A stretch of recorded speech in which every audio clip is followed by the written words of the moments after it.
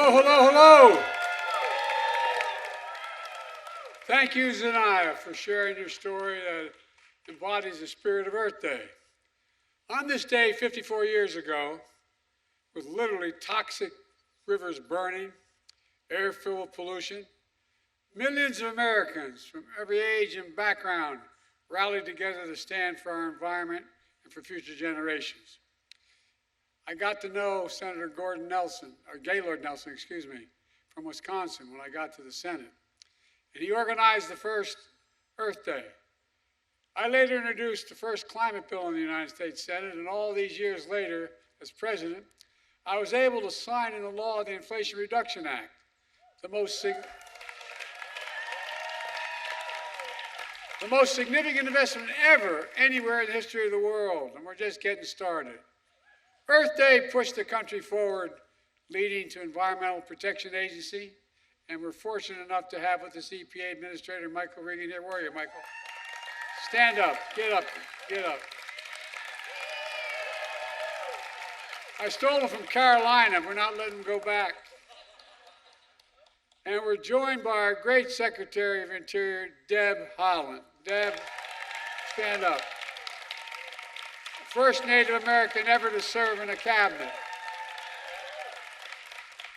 And AmeriCorps CEO, Michael Smith. Michael, where are you? There you go. Joined by members of the Congress, including Ed Markey of Massachusetts, who, by the way, thought this was an important idea a long time ago and talked about dealing with the Climate Corps. One needed one. Ed, we owe you a lot, pal. We owe you a lot.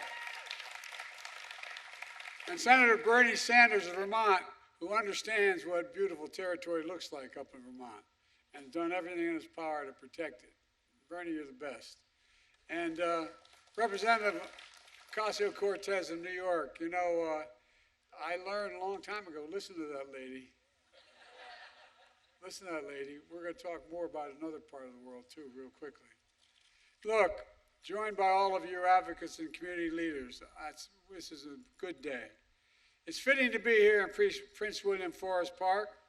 On March 31, 1933, during the Great Depression, President Franklin Delano Roosevelt created the Climate Conservation Corps, which is talked about a little bit, to put Americans to work to conserve our country's natural resources. Thousands of young Americans from the Civilian Conservation Corps built this park, providing jobs, recreation, hope, and healing at the time. We know today we face another kind of existential threat. It requires equally bold and clear action. As president, I've seen the devastating toll of climate firsthand. Since I've been president, I've flown over all the major fires and the thousands upon thousands of acres that have burned flat by wildfires, more acres than the entire state of Maryland combined. I met with families whose homes are wiped off the map by devastating hurricanes, floods, and storms. Last year was Earth Day's hottest day on record. And over the last 2 years, natural disasters and extreme weather in America have caused $270 billion in damages. And the impacts we're seeing, decades in the making, because of inaction, are only going to get worse, more frequent, ferocious, and costly. But since Kamala and I took office, we've been acting, and today I'm proud to announce 2 major steps forward. The first, energy costs are among the biggest costs for families to budget, particularly poor and middle-income families. In fact, low-income families can spend up to 30% of their paychecks on their energy bills. It's outrageous. To reduce family energy costs for folks with low and moderate incomes today, the Environmental Protection Agency will invest $7 billion from our Inflation Reduction Act in a new program called Solar for All. We'll award grants, 60 grants across the country to states, territories, tribal governments, municipalities, and nonprofits to develop programs that enable low-income and disadvantaged communities to benefit from residential solar power. And it's a big deal. This new Solar for All program means that 900,000 households, 900,000, will have solar on the rooftops for the first time and soon. Millions of families will save over $400 a year in utility bills, and that's $350 million nationwide. My dad said it matters what's there at the end of the paycheck, but the month is out. Do you have anything left? It means we'll cut more than 5 million metric tons of carbon pollution annually. And folks, solar for all will give us more breathing room and cleaner breathing room. It's going to also create 200,000 good paying and union jobs over the 5 years in communities that need it most, fence line communities. You know, as I always say, I think about climate. When I think about it, I think not only about health and safety, but I think about jobs. And that brings me to my second announcement. Last fall, I talked about a historic new program that my administration was launching with the help of my colleagues on my right here, called the American Climate Corps. As I said, and I'm not being solicitous, Ed Markey talked about that long before.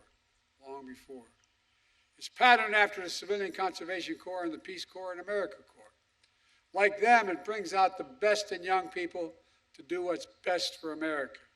And will put tens of thousands of young people to work at the forefront of our climate resilience and energy future, clean energy future.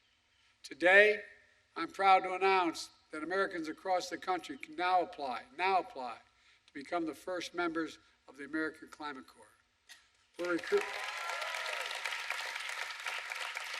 recruiting for over 2,000 positions in 36 states to start with, in Washington, D.C., Puerto Rico, with many on the way. Just go to Climate Corps, as mentioned already, climatecorps.gov to apply. You'll get paid to fight climate change, learning how to install those solar panels, fight wildfires, rebuild wetlands, weatherize homes, and so much more that's going to protect the environment and build a clean energy economy. To ensure a pathway to good union jobs and careers, you'll have access to free apprenticeship training through a new partnership we're announcing today with the North American Building Trade Unions. And as you may remember, when I announced in 2020, I initially didn't announce my climate position until I talked to the unions, because unions were all, again, they thought climate cost them jobs. Well, guess what? IBW stepped up, and they all stepped up, and now our strongest support comes from unions. When you finish your service, you finish your term of service, you'll also be eligible for a streamlined path to federal government jobs related to climate and clean energy. We're also announcing a new collaboration with Bloomberg Philanthropies that puts American Climate Corps members in energy communities like former coal mining and communities, power plant communities that have powered our nation but have been fence line communities and hurt very badly for generations. Today's announcement builds upon an unprecedented historic action we've already taken to tackle the climate crisis, deliver environmental justice, and build a clean energy future. Just look at the last few weeks alone.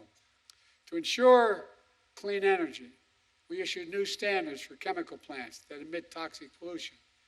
Now is ending. And because of the Clean Air Act, we're going to reduce the number of people at risk for cancer in fence line communities who have been smothered for decades by pollution by 96%, according to the studies. By the way, parenthetically, you know, my state of Delaware, which everybody thinks is a wealthy state, I live in a place called Claymont, Delaware. It's in that arc that goes up into Philadelphia, into Pennsylvania, and to the Delaware River. More energy plants, more oil refineries than anywhere, including Houston, Texas. And I lived in just literally, the school I went to was literally a quarter mile from that border. And the prevailing winds were southeast, where we lived. So there was never any incentive for the Pennsylvanians to move to do something, but it affected Delaware. And we had the highest cancer rate in the 1970s of any nation, any state in the nation. And guess what? A lot of us, from me included, ended up with bronchial asthma and many other diseases. Fence line communities are the ones we have to help first because they've been taking the brunt of all of this. To ensure clean drinking water, we issued the first ever national drinking water standard that will protect people from exposure to harmful substances known as forever chemicals. And after 30 years of inadequate protections, we finally are going to put a ban on asbestos which we know causes cancer.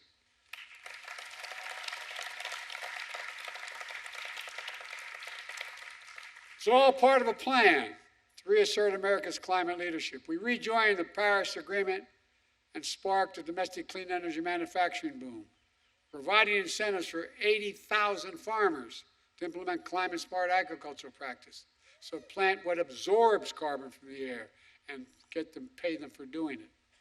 We've quadrupled the number of electric vehicles sold, and 11,000 dealerships have now signed up to sell more.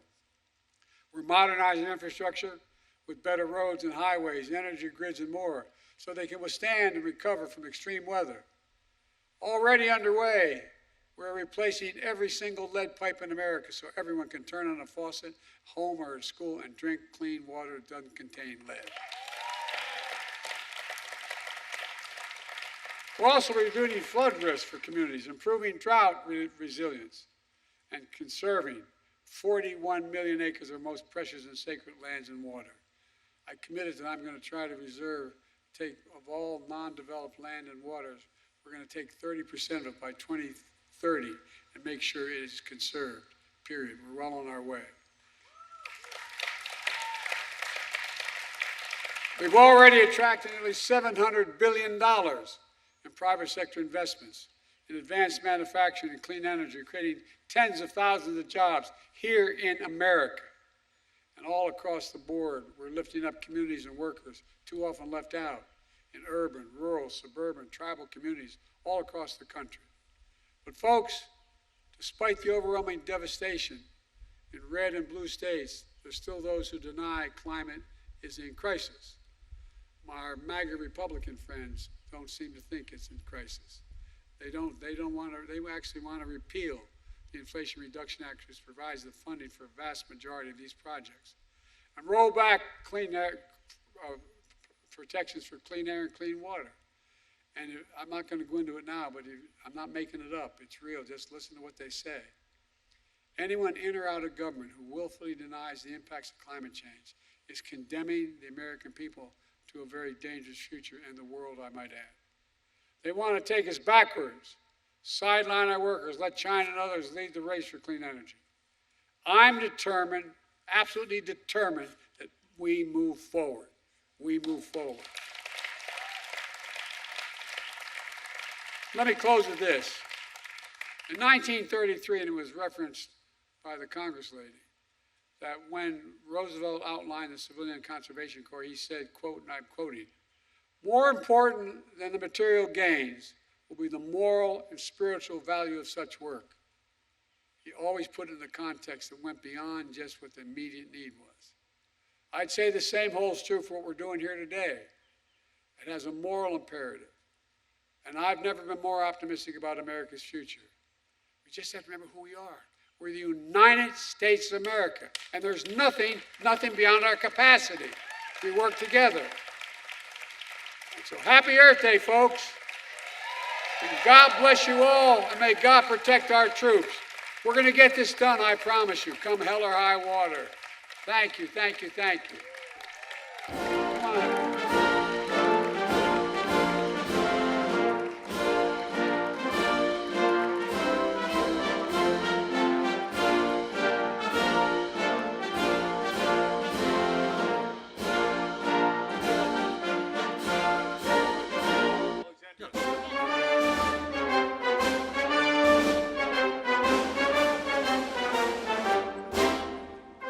All right, guys, let's get this done, okay? All right. God bless you all. Thank you, thank you, thank you.